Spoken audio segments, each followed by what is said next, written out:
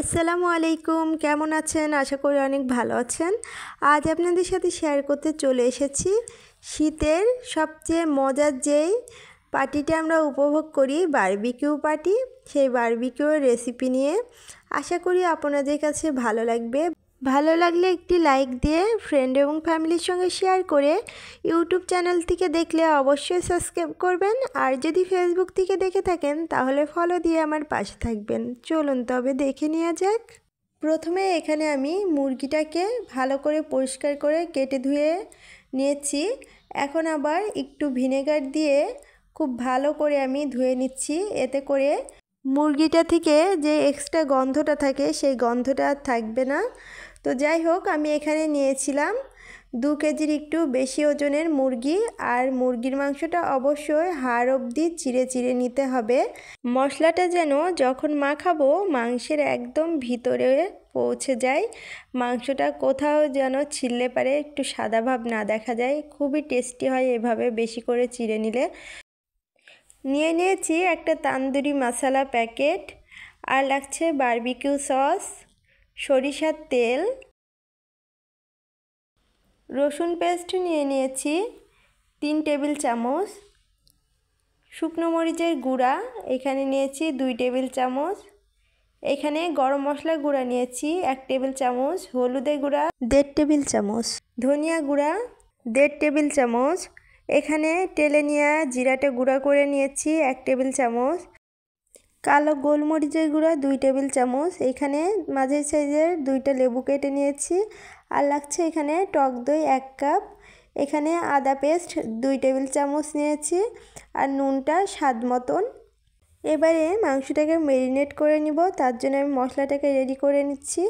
লেবু বাদে সব মশলাগুলো দিয়ে এখন আমি মশলাটা রেডি করে নিচ্ছি। এই যে দেখুন, সব মশলাগুলো এই বোলটাতে আমি নিয়ে নিচ্ছি। এখানে এবারে আমি তান্দুরি মশলাটা নিয়ে নিব 3 টেবিল চামচ পরিমাণ, আর নিয়ে নিব বারবিকিউ সসটা। বারবিকিউ সস এখানে আমি 4 টেবিল চামচের মতন ব্যবহার করেছি।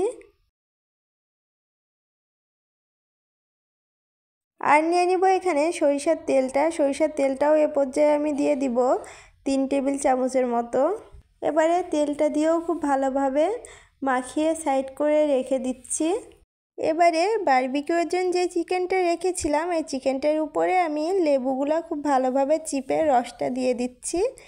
দিয়ে এবারে দেখতে পাচ্ছেন যে কত সুন্দরভাবে কেটে নিয়েছি। অবশ্যই কাটার ক্ষেত্রে আপনাকে খুব সুন্দরভাবে কাটতে হবে।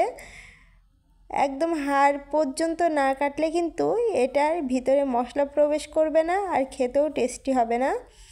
দেখলেই বুঝতে পারবেন যে আসলে ম্যারিনেটটা কেমনভাবে করতে হবে। এই যে দেখুন, একদম মাংসের ভিতরে আঙুল দিয়ে খুব সুন্দরভাবে ডলে ডলে ম্যারিনেটটা করে নিচ্ছি। এই যে আমি খুব সুন্দরভাবে ধীরে সুস্থে স্টেপ বাই স্টেপ আপনাদেরকে বুঝিয়ে দিচ্ছি। ঠিক এভাবে আপনারা যদি ফলো করেন তাহলে আপনাদের বারবিকিউটাও হবে একদম পারফেক্ট, খুবই জুসি, খুবই টেস্টি।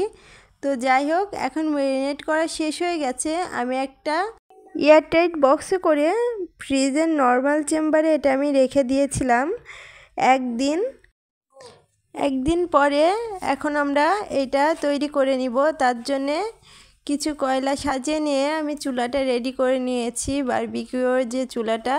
আর বারবিকিউর এই চুলাটা কিভাবে জ্বালাতে হয় সেটা যদি দেখতে চান তাহলে তারও একটা ভিডিও আমি তৈরি করব। তার জন্য আপনাদেরকে আমাকে কমেন্ট করতে হবে যে চুলাটা সহজে কিভাবে জ্বালানো যায় সেটা দেখার জন্যে। তাহলে আমি নতুন করে ভিডিও তৈরি করে দেখিয়ে দিব যে চুলাটা আসলে কিভাবে জ্বালালে অতি তাড়াতাড়ি জ্বলবে। তো যাই হোক, দেখতে পাচ্ছেন সব চিকেনগুলো এবারে সব উল্টে পাল্টিয়ে ভেজে নিব। আর পাশে 2টা বাটিতে আলাদা আলাদা করে সস এবং সরিষার তেল নিয়ে সেটাকে ব্রাশ করে করে দিতে হবে। তাহলে চিকেনগুলো হবে খুবই জুসি, খুবই টেস্টি। আসলে আমি যেভাবে দেখাচ্ছি স্টেপ বাই স্টেপ, আশা করি আপনারা ফলো করে বাসায় একবার হলেও ট্রাই করবেন। এটা আসলে দেখে যতটা মনে হচ্ছে যে কত ঝামেলার কিছুই নেই। এটা তৈরি করা খুবই সহজ আর খুবই অল্প সময়ে হয়ে যায় এটা। আর খেতে দুর্দান্ত টেস্টি ছিল, বিশ্বাস করেন খুবই মজা ছিল। এক ব্যাচ হয়ে গেছে, এগুলো উঠে নিচ্ছি, এর পরের ব্যাচটা আবার দিয়ে দিব।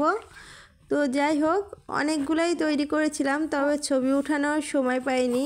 বাচ্চারা এতটাই বিরক্ত করছিল আর ওদের কাছে খুবই মজা লেগেছিল, এই জন্য আর কি ওরা খাওয়া শুরু করে দিয়েছিল, তাই ছবি ওঠানো হয়নি। আর এই মজার বারবিকিউটা আপনারা খেতে পারেন লুচি, পরোটা, নান রুটি এগুলোর সঙ্গে। তো যাই হোক, আপনি চাইলে এমনিও খেতে পারেন, যেহেতু এটি খুবই টেস্টি একটা খাবার। তো আজকের আমার এই ভিডিওটি আপনাদের কাছে কেমন লেগেছে কমেন্ট করে জানাতে পারেন। ভালো লাগলে ফ্রেন্ড এবং ফ্যামিলির সঙ্গে শেয়ার করে একটি লাইক দিয়ে আমার পাশে থাকবেন। সবাই ভালো থাকবেন, আমাদের জন্য দোয়া করবেন। আসসালামু আলাইকুম।